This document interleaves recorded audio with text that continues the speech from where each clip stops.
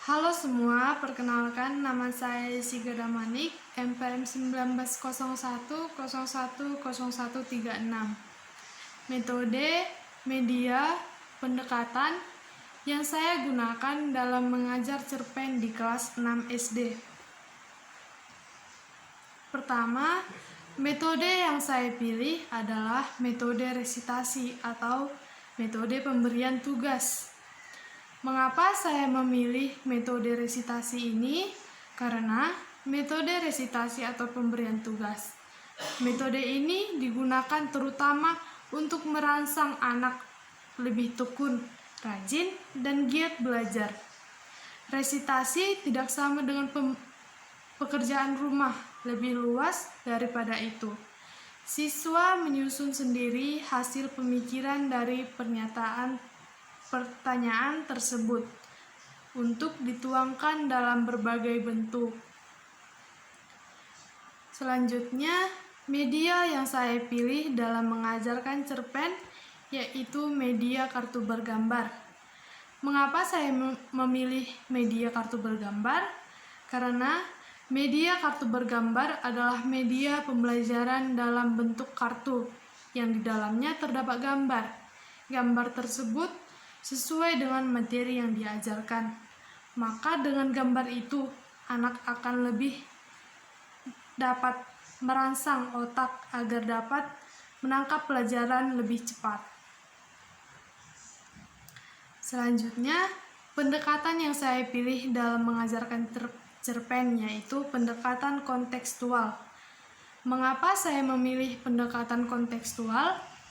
Karena pendekatan kontekstual adalah konsepsi pembelajaran yang membantu guru menghubungkan mata pelajaran dengan situasi dunia nyata, dan pembelajaran yang dapat memotivasi siswa agar menghubungkan pengetahuan dan diterapkannya dalam kehidupan sehari-hari sebagai anggota keluarga dan di masyarakat.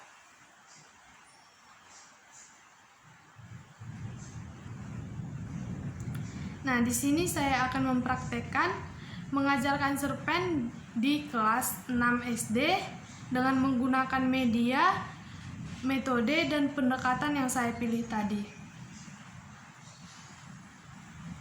Halo adik-adik semua, semoga kita dalam keadaan baik-baik saja dan tetap semangat untuk belajar. Kali ini hal yang kita bahas adalah cerpen. Yang pertama, kita harus mengetahui dulu pengertian cerpen.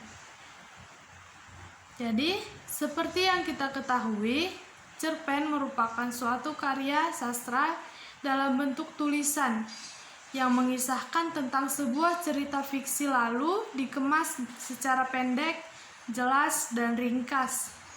Cerpen biasanya hanya mengisahkan cerita pendek tentang permasalahan yang dialami satu tokoh saja.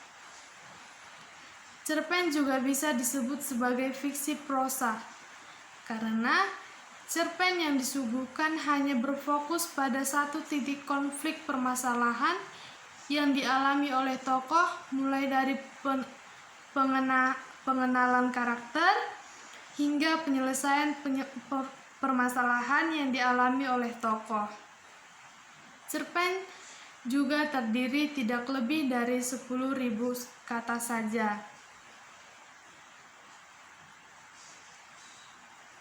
Cerpen merupakan singkatan dari cerita pendek. Saat membaca cerpen, biasanya sangat cepat selesai. Selain itu, isi pada cerpen juga sangat mudah dipahami, karena ceritanya yang relatif pendek. Oleh karena itu, banyak orang yang suka dengan cerita yang singkat dan tidak rumit, seperti pada cerpen ini. Selanjutnya, kita perlu mengetahui ciri-ciri cerpen. Sebuah cerpen memiliki ciri-ciri tertentu yang khas, di mana ciri-ciri ini nantinya akan digunakan sebagai pembeda dari karya sastra lainnya. Berikut ini ciri-ciri cerpen. 1. Pada umumnya, cerpen bersifat fiktif atau berupa karangan dari penulis. 2. Cerpen memiliki susunan kata yang tidak lebih dari 10.000 kata. 3. Saat membaca cerpen, biasanya selesai dengan sekali duduk. Atau di sini sekali duduk maksudnya cepat selesai. Yang keempat, cerpen memiliki bentuk cerita yang sangat singkat. 5. Cerpen memiliki diksi atau pemilihan kata yang tidak rumit sehingga mudah dipahami oleh pembaca. 6. Cerpen hanya memiliki alur cerita tunggal atau satu jalan cerita saja. 7. Kisah cerita pada cerpen biasanya berasal dari peristiwa dalam kehidupan sehari-hari. 8. Karakter tokoh cerpen sangat sederhana. 9. Di akhir bagian biasanya terdapat pesan moral yang sangat mendalam sehingga membuat pembaca ikut merasakan kisah pada cerpen tersebut. Selanjutnya, kita perlu mengetahui unsur intrinsik cerpen. Sebuah cerpen atau cerita pendek memiliki suatu unsur pembeda, unsur pembentuk yang harus ada dalam cerpen itu sendiri. Unsur ini dinamakan unsur intrinsik. Unsur intrinsik akan membangun kisah cerita yang ingin disampaikan oleh penulis. Berikut ini beberapa unsur intrinsik. 1. Tema. Sebuah cerpen harus memiliki tema cerita. Hal ini karena tema menjadi unsur utama yang ingin disampaikan penulis pada kisah ceritanya. 2. Alur atau plot. Alur atau plot merupakan urutan peristiwa atau jalan cerita pada sebuah cerpen. Pada umumnya, alur pada cerpen diawali dengan perkenalan, konflik masalah, lalu penyelesaian. Namun ada beberapa jenis alur cerita, yaitu alur maju, alur mundur, dan alur campur.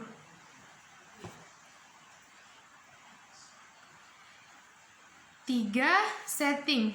Setting merupakan penjelasan mengenai latar atau tempat, waktu, dan suasana yang terjadi dalam cerpen tersebut.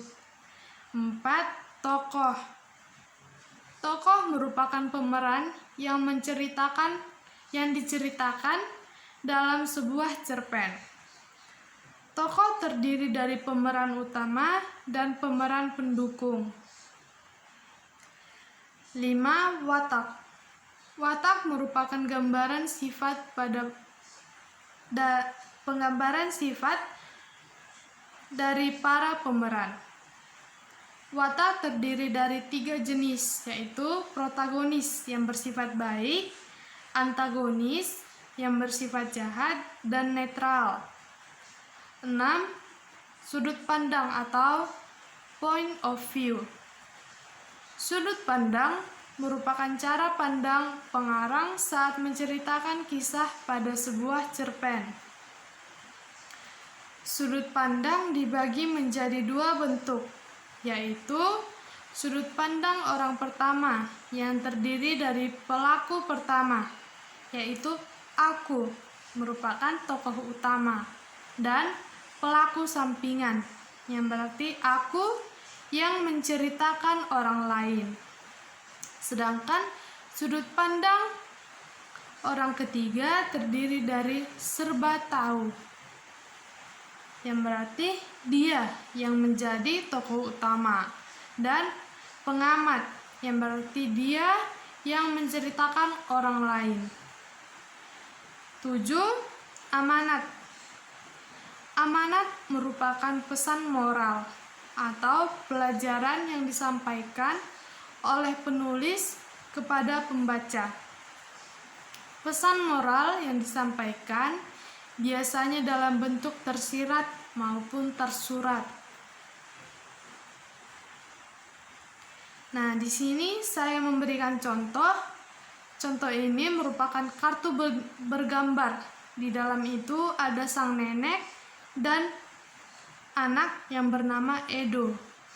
Dari kartu bergambar ini, kita dapat membuat sebuah cerita pendek atau cerpen. Ceritanya seperti ini. Suatu hari, ada seorang nenek yang akan pergi ke perumahan Lestari. Setelah turun dari bus, sang nenek tersebut ingin menyeberang jalan.